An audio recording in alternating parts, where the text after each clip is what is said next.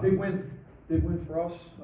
Great environment. Appreciative to our administration for what they continue to do to provide a great environment, and even more importantly, our students and all the fans that came out. Got really loud in there. It was fun. Got enough stops down the stretch against one of the best offenses in the country to pull away. You know, Oklahoma's really good, so we're very fortunate, and it's a very good win for us. Back-to-back wins over top 20 teams. What have you learned about your team over the Kentucky game and then tonight? We'll continue to learn and grow. Our detail wasn't great tonight. Oklahoma missed a few for us. I think they probably agree with that. Shoot around was okay today. So the handling of success from the other day, I thought was good, not great. You know, if you want to be in the upper half of this league, you know, you've got to respond to negativity, as we talked about, and positivity. And pretty good, but not great. Got to be better there. And so here we go. You know, you beat Oklahoma. What's going to look like these next few days? Preparing for you know, another big one, another huge challenge. I loved our halftime response though. I thought we had some really good individual responses as well throughout the game. Played with a lot of toughness, especially defensively down the stretch. Just what was the key to that defensive success in the second half? Oklahoma had 26 points, shot under 30%, I think, there in the second half. Yeah, late in the game, we were able to be switchable with Ace at the 5. You know, those last few possessions, playing 4 guards. Silas Demery, I think, was just really good from the tip. You know, for 40 minutes defensively was fantastic. We got good speed and length in the backcourt. We were pretty dialed in with guarding the bounce. They had some deep paint touches that we were able to alter and block, of course, with the length that we've got at the rim. Allowed too much rhythm 3 attempts, you know, from their shooters. Goodine missed a couple for us, you know, coming off the game where he hit 9. He's a terrific shooter. They're so difficult to defend because they space you probably as well as anyone in our league, you know, with a lot of middle ball screen action, and they just put you in peril with 4 guys that shoot it, and bigs that can make decisions, and bigs that can finish at the rim, you know, with lobs and dives, and you know, it starts with Fears too. I thought we did a really good job on him, led by Silas. Coach, about Fears, you know, is that somebody that you keyed in on coming into this game, and if so, how did you stop him? Held him to 2 points and 1 for 11 from the field? No, absolutely. I just thought we played really hard. We took the challenge mentally. It started again with Silas and a couple of these other guards. You know, a guy that's off to the start he's off to. He's such a talent, and he had our guys respect, you know, for sure. And so we were dialed in on him, not so much a couple other guys we just did an okay job on. But again, he missed a couple for us too. It's part of the game. But the attention to detail with him, and the activity, you know, we extended on him a little bit, and it really exerted ourselves physically against Silas. It started with him. Dakota had some big points to help you guys close this one out. What did you see from him, especially in the second half? He's such a steady guy. He's done it throughout the year. It's, you know, we got ways to go, but he's hit timely shots for us. He's confident. He's very, very even keel. You know, the moment is the same for him in the first time he gets in there as it is late in the game, whether we're up, whether we're down. He just continues to be really steady, and he's very versatile as well. You know, on the ball, off the ball, we can do some things with him, and made some good decisions tonight.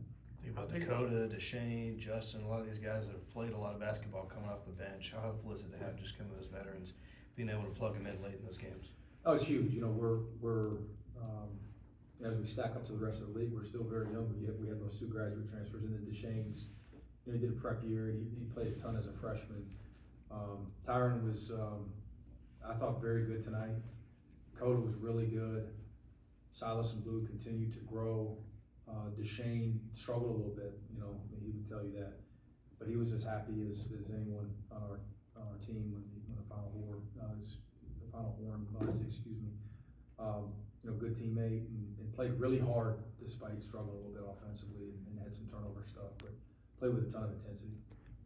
About Justin, when Santo and Ace were sitting here, they kind of lit up talking about Oh, yeah. what does he mean to this team, and then what did you see in the minutes he was able to play? It was a huge get for us out of the portal. I mean, we were fired up, you know, when he committed to us, and we beat some good schools on. We had really good options. And he's one of 5 front court players that we play, and certain nights it's gonna be certain guys' opportunities. He'll continue to grow, and develop. He's got as good a feel and basketball IQ, temperament as anyone on our team. Not surprising what he did offensively, that he was able to block a shot too, which he did a lot, you know, in the Sun Belt these last couple of years. But just a winning player, a character guy, always ready. Him and Dylan are a lot alike in that regard. They're good teammates, and when their number's called, they're gonna do whatever they can to help their teammates. How big of a boost was it to have Santo come in that game, and then like it was the middle of the second half, and have 2 blocks on almost back-to-back possessions, and the game with 4? Huge. He's such a talent in that regard. Also finishing at the rim and offensive rebounding. He's got some areas for improvement, like all of our guys. Got off to a little bit of a slow start. I loved his mentality, his response in the second half, where and even stepping up at the foul line, making a couple of big free throws there late. It's much better in the second half, which is growth, you know, for a true freshman.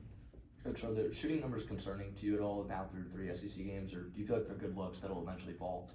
No, we gotta shoot it better. I'm more concerned with the 8 assists, 13 turnovers, you know, and we'll continue to morph. We'll continue to find ways to address that issue, because some of those turnovers led to points, and I hadn't even looked at that, but I just pointed like layups, you know, in the first half, live ball turnovers. Our offensive steal percentage against is poor.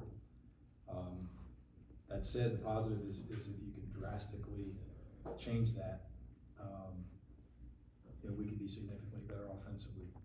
I think if those turnovers go down, you probably get a few more open looks a game, you know, and maybe that takes care of itself. But it's something that we are good shooters. It's not something we're going to harp on at all. We want to chase it on the glass. We want to execute. We want to share it. But we got to value it at a higher level. Is it as simple as just taking care of the basketball and valuing the basketball more, that you went from 9 in the first half to 4 in the second half? Because I know you didn't turn it over much in the second. Yeah, some of it could have been a cumulative effect of the fouls that we were drawing, you know, and which alleviated probably some of the pressure. But some of the decisions in the first half just weren't on point. You know, we made 2 or 3 right there in front of their bench where we're just trying to thread the needle. And it's just a little care. We fell down a couple of times, you know. Some of those, they're just part of the game, you know. Stuff happens. But I thought we played a little bit slower in the second half, and then you say, well, you didn't get out in transition and score as much. We didn't, you know. So it's didn't play quite as fast, but valued the ball better. We got to be able to do both to reach our ceiling. Mike, do you like the way the makeup of your team in terms of handling success with the Kentucky win, and then starting strong, you know, tonight? And then, you know, how would it be if you guys Monday are a top 25 team? Do you think this team can handle that success? We've already addressed the fact that we weren't quite as sharp, and that's Oklahoma's really good, like really good. They're going to continue to win a bunch. They do a fantastic job. And again, they didn't shoot it great. Our detail was good. Our mental toughness was very good. We were locked in the other day, and so again, it was the response for a young team after beating number 6. It was pretty good. It needs to be great. You know, coming into this week, it's got to be great. If that were to happen, I'd be happy for our fans. I don't really care. I want to reach our potential and reach our ceiling and continue to get better and prepare well for this next one. If it happens or it doesn't happen, we're still going to talk about how we handle today's success. We've talked a lot about how small the margin for error is in the SEC this year. How big is this win, and the fact that you take care of business at home, and last 7 minutes could have gone either way? Yeah, without question. I mean, they're all huge. They're huge. And I say they're all, like there's going to be a bunch. I don't know. I mean, who knows how many we can get, and how many some of these other teams win. It's just great opportunities, but every one of them is just going to be a war. And I appreciate the ones that you do get. We appreciate the home court advantage that we had tonight. And we got to work out for us though.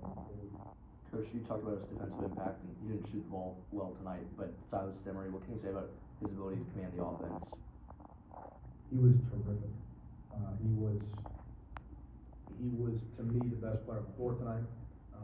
Toughness, stability, maturity, and a lot of stuff that he brings this team and this program right now, and I hope he can continue to grow in this role, does not show up on the box score that we're looking at. You know, his leadership in huddles, the impactful things he's saying in timeouts, the way he carries himself, drew 8 fouls, goes to the foul line, converts, high-level defender, rebounder, turned the ball over 1 time. And those are things that are easier to control, as opposed to, man, I went 1 for 7. I'm in the dumps because I should be 5 for 7 or what have you. You know, you compliment the way he played and you make a couple more shots, and we're all sitting here talking about, you know, how elite he was. But he's got an ability to affect the game in a big way without scoring, but he also can score. Got time for 1 or 2 more? Coach, you talk about protecting the home court, but just, and I know you're focused on the process of this opponent, that opponent, next game, making this team as good as it can be. But in the meantime, you're reeling off wins, and the culture of Georgia basketball is on the rise. Can you just talk about the big picture of where you are and where you hope to be? We're not gonna do big picture, I'm sorry. We're just, great environment, you know, fired up about the students and all the fans that came. Our administration's done a great job. It was a fun win. Really happy for our guys. We've got a ways to go. We do. You know, we're gonna lose. We just are. We lost in Oxford, and boom, we bounced right back and had some really good preparation leading into the Kentucky game. Some pretty good preparation into this one. We gotta be really sharp on Monday. We gotta take advantage of the day off. That's it. I wanna keep these guys in that mindset, and they've embraced that, and I think it gives us the best chance, obviously, to continue to grow and develop as a team. Everything else will take care of itself.